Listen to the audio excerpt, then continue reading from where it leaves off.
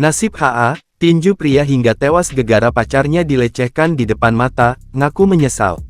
Seorang pria berinisial HA 33 di kota Makassar, Sulawesi Selatan, terancam hukuman 7 tahun penjara, akibat meninju seorang pria hingga meninggal dunia demi membela kekasihnya yang dilecehkan. Warga Antang, Kecamatan Manggala, Kota Makassar itu ditangkap polisi usai menganiaya pria inisial HL 49 asal Bontonompo, Goa.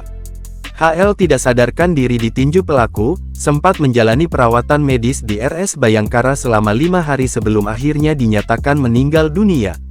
Kejadian itu berlangsung pukul 3 WITA, Minggu tanggal 15 September tahun 2024. Saat itu, pelaku HA33 hendak menjemput pacarnya yang bekerja di salah satu kafe kawasan tempat hiburan malam Jalan Nusantara, Kecamatan Wajo.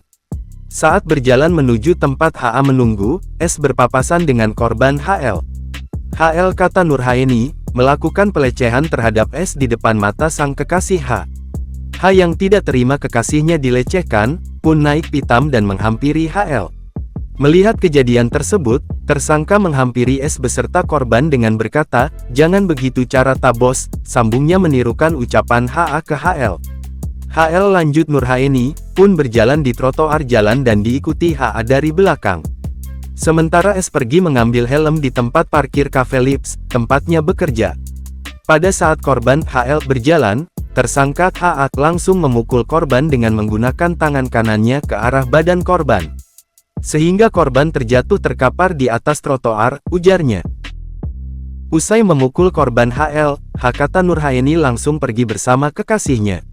Adapun pasal yang dipersangkakan terhadap tersangka yaitu pasal 351 ayat 3 KUHP dengan ancaman hukuman maksimal penjara 7 tahun, kata Wakapolres Pelabuhan Makassar, Kompol Nurhaeni saat merilis kasus itu, Jumat tanggal 27 September tahun 2024 sore.